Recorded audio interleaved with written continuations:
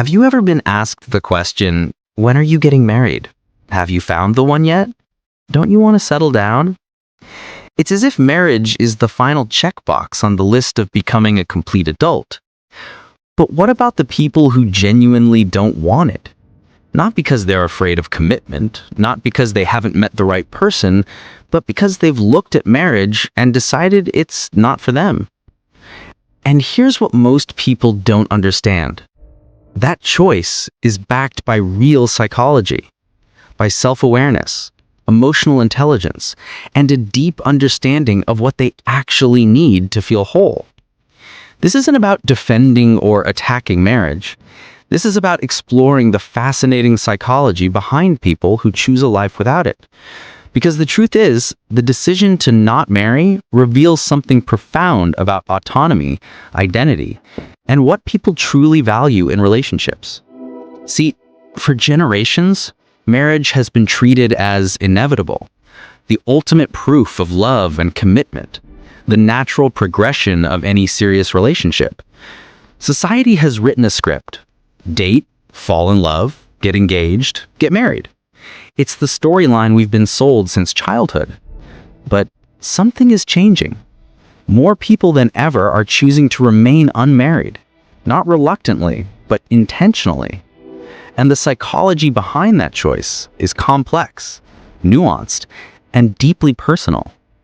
1. The autonomous identity. For many people who don't want marriage, the decision comes from a strong sense of self. Psychologists call this self-differentiation. It's the ability to maintain your own identity while being close to someone else. These people have asked themselves hard questions. Who am I outside of a legal partnership? What do I need to feel fulfilled? Does marriage align with my values? And for them, the answer is no. This isn't fear or avoidance. It's clarity. They know themselves well enough to know that marriage doesn't fit their vision of a meaningful life. And that kind of self-knowledge is rare, because most people never really question whether marriage is right for them. They just assume it is. But people who choose not to marry have already stepped outside that assumption. They've rejected the default narrative. And that takes courage. 2. The freedom to stay. Here's something people misunderstand. Choosing not to marry doesn't mean avoiding commitment. It often means choosing commitment without legal obligation. Psychologists have found that some people experience marriage as a trap, not because they don't love their partner, but because the institution itself feels restrictive. The legal contract, the societal expectations, the sense that you're locked in. For people with high autonomy needs, that feels suffocating. They want to stay with their partner because they choose to, not because a piece of paper says they have to. And there's something beautiful about that. When you're not bound by law, every day you stay is a conscious choice. Every morning you wake up next to someone is an active decision, not an obligation. That's not commitment phobia.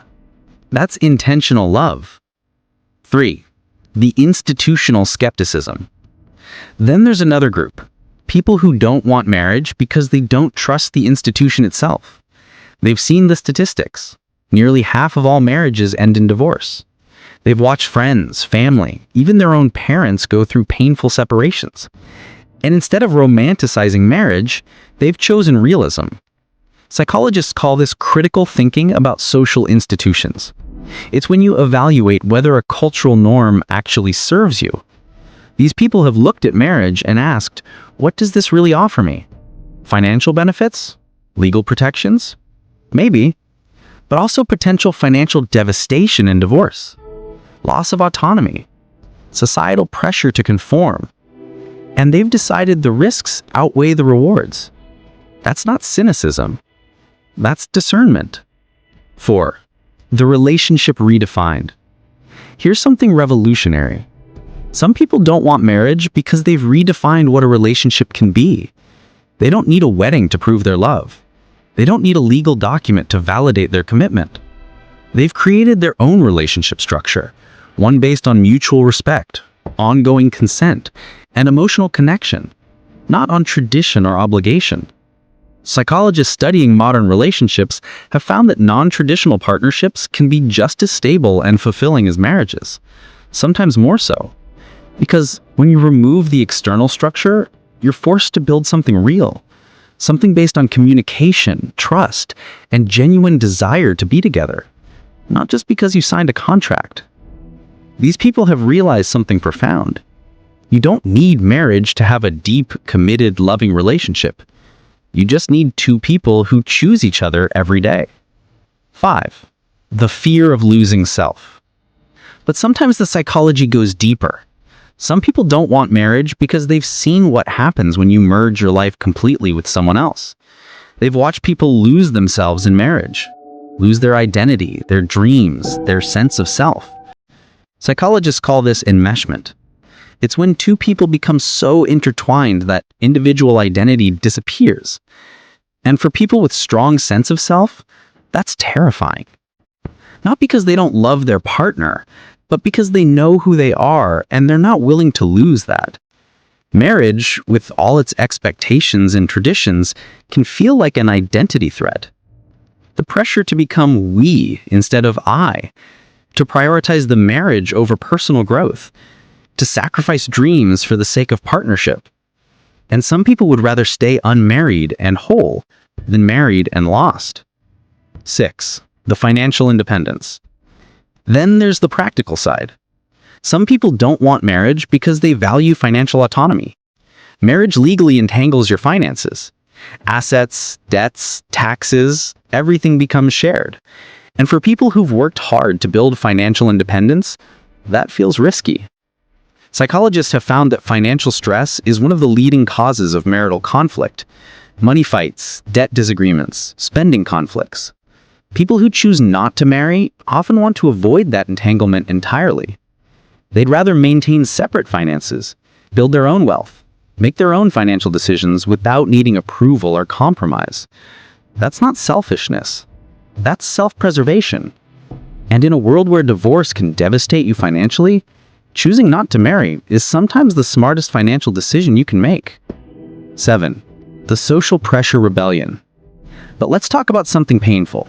The constant pressure to get married. Family asking when you're going to settle down. Friends assuming something is wrong if you're not engaged by a certain age.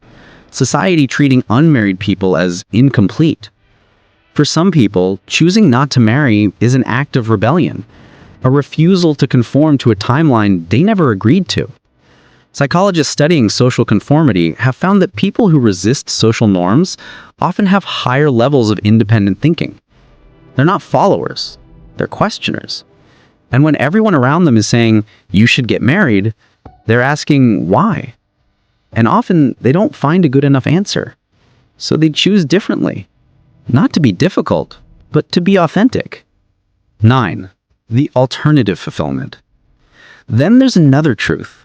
Some people don't want marriage because they found fulfillment elsewhere. In their careers, their creativity, their friendships, their personal growth. They don't need marriage to feel complete.